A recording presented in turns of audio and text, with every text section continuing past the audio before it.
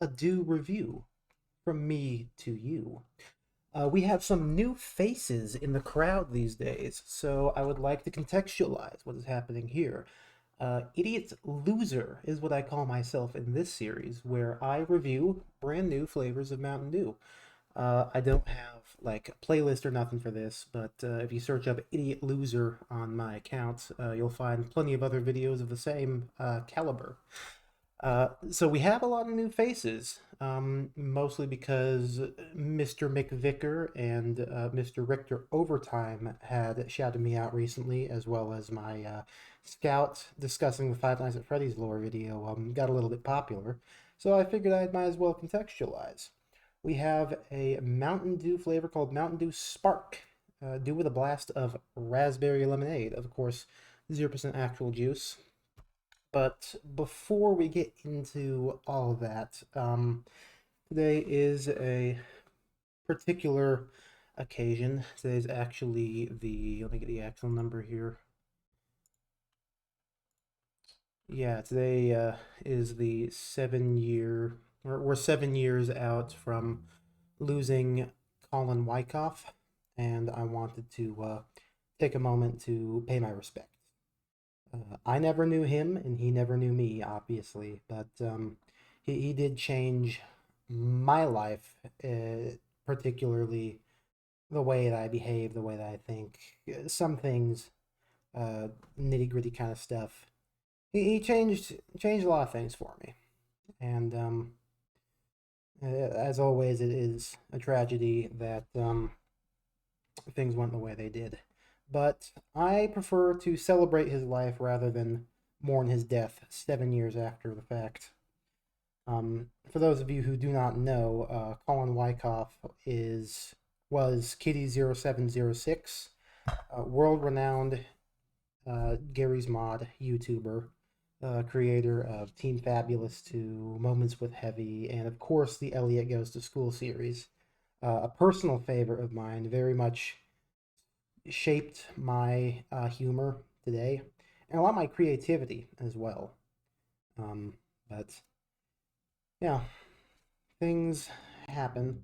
One of my favorite quotes from him personally is comes from his first Elliot Goes to School episode, um, where in which he said, I believe the exact quote was, "Sometimes I like to imagine myself 10 years from now out of college living life without boundaries.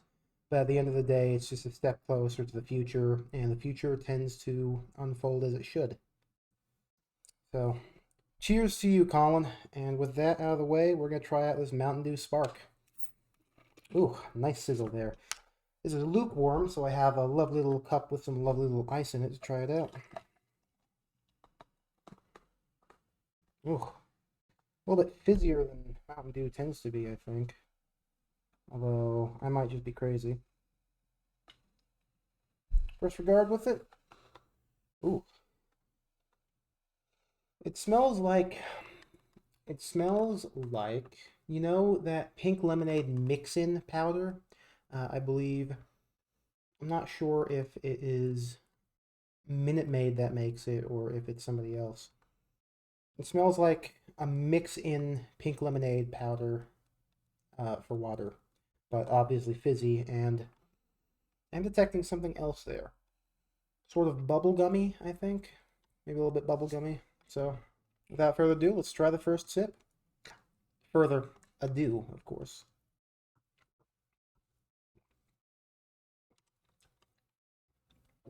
Now that's odd.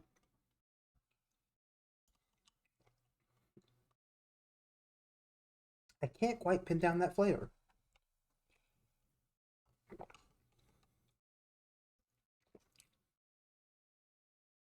It's a very absent flavor.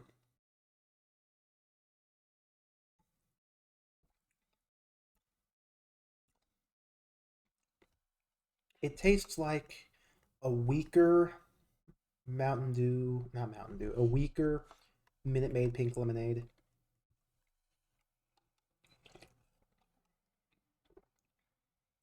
Minute Maid, I mean, obviously, those guys don't have very good Mountain Dew, or not Mountain Dew, lemonade. They're honestly at the bottom of the barrel when it comes to regular lemonades that you can get anywhere. But the fact that it's deafened a little bit certainly actually makes it a little bit better, to be honest.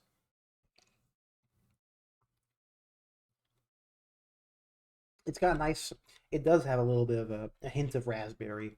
You can feel it in the back of the tongue.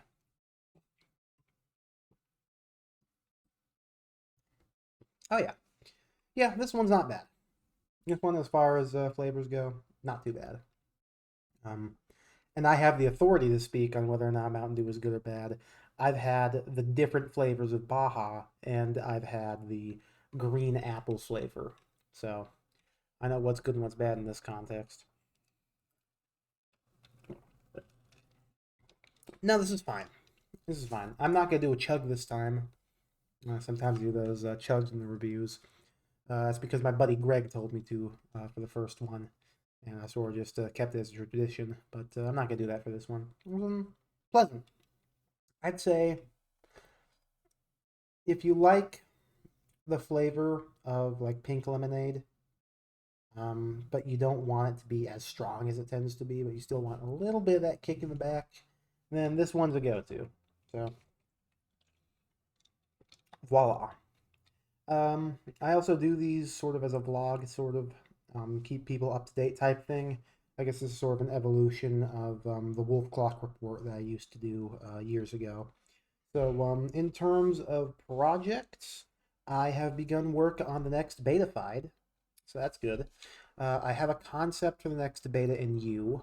I haven't started on it, but I think I know what I will be doing.